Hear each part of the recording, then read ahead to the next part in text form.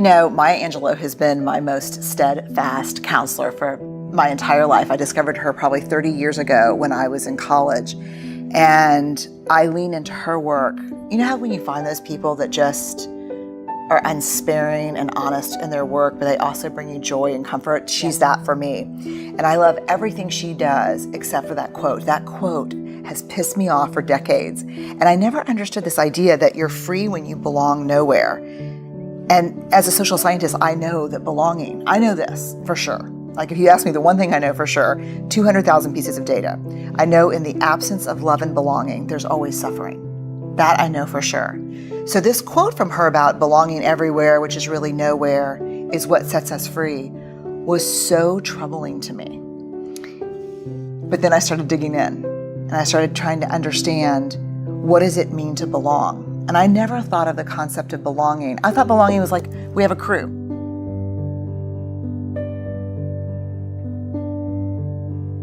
And belonging is something you kind of negotiate with external groups of people, but it's not. What I found very quickly is the rest of that actual quote is part of an interview that she did, where she ended with Bill Moyers, where she ends up saying, he ends up pushing a little bit on and saying, so are you saying that you belong nowhere and to no one? And she said, I belong to Maya. And what I found is that true belonging is a spiritual practice. And it's about the ability to find sacredness in both being a part of something, but also the courage to stand alone. And the people, for those of us who struggle to have the courage to stand alone, especially when we know that we're risking that sense of being a part of something because we disagree. Yes. Because we have a different opinion, because we love something different. That's the mark of true belonging, to be able to say, yes, I am a part of something bigger, but I also will stand alone when I need to. You belong everywhere and nowhere, and that is liberation.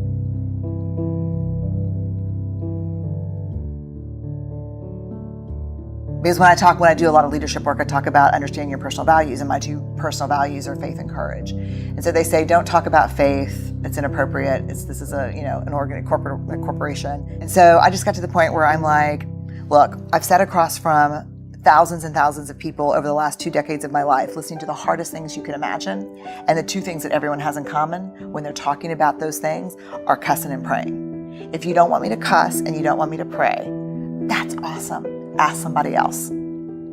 Because what I'm not going to do is get up and you.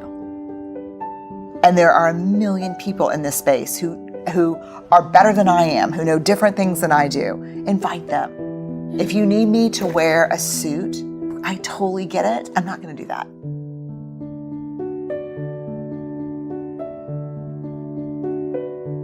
When I speak in public, I don't get up there to talk from my Brooks Brothers self to your Brooks Brothers self. I get up there, and when I walk on the stage, I'm going to talk about things that 90% of the people in the audience have never thought about, talked about, and are scared to listen to. And they need to see me as a person, and I'm just that person. There's this part from Braving the Wilderness that it really changed me. It's the practice that came from the book, and it is, don't walk through the world looking for evidence that you don't belong, because you will always find it. Don't walk through the world looking for evidence that you're not enough, because you'll always find it. Our worth and our belonging are not negotiated with other people. We carry those inside of our hearts. And so for me, I know who I am. I'm clear about that. And I'm not going to negotiate that with you. I will negotiate a contract with you. I will negotiate maybe even a topic with you, but I'm not going to negotiate who I am with you. Because then, and this is I think the heart of the book, then I may fit in for you, but I no longer belong to myself. And that is a betrayal I am not willing to do anymore. I spent the first 30 years of my life doing that. I'm not willing to betray myself anymore. I just can't do it.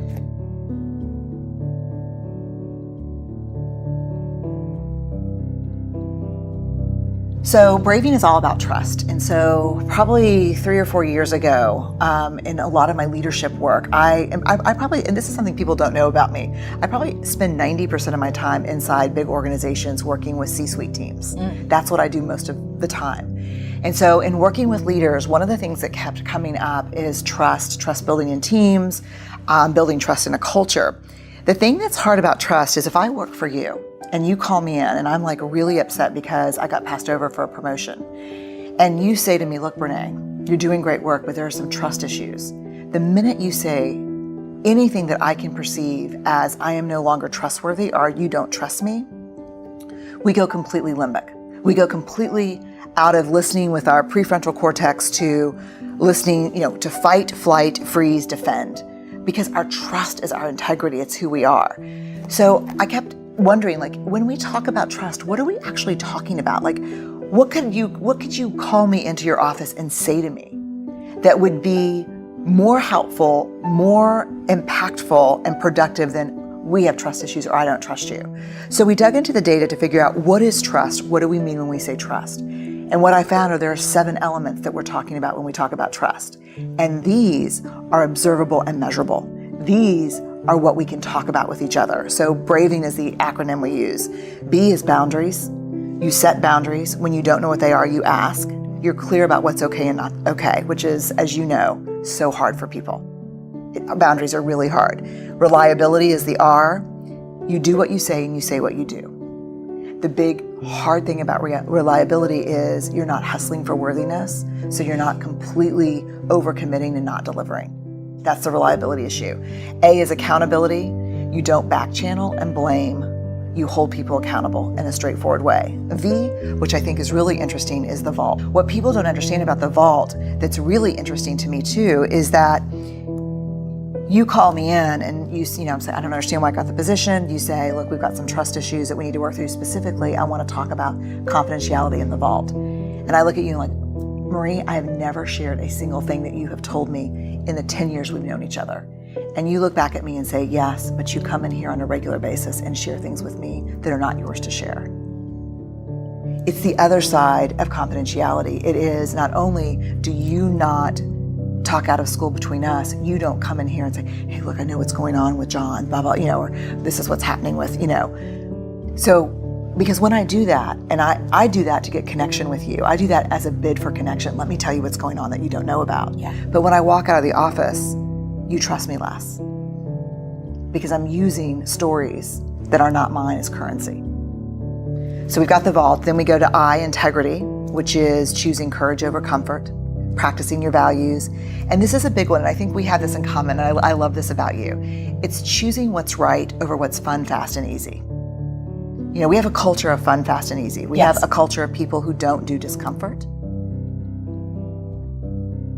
I've never achieved a single thing in my career or life comfortably.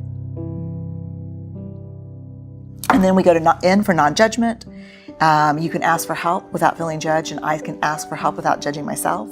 And then generosity, which I think is probably the biggest, hardest one for me sometimes, which is when something happens, I assume positive intent.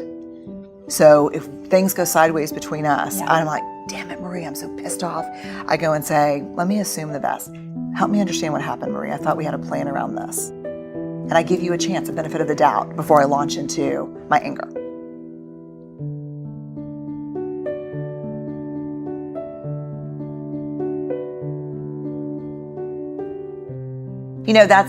That's human nature. That's wiring. In the absence of data, we will always make up stories.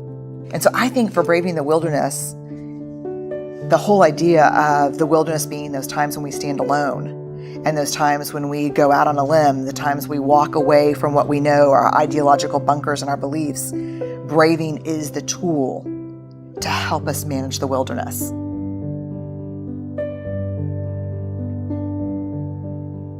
I'll leave you with this. There will be times when standing alone feels too hard, too scary, and we'll doubt our ability to make our way through the uncertainty. Someone somewhere will say, don't do it. You don't have what it takes to survive the wilderness. This is when you reach deep into your wild heart and remind yourself, I am the wilderness.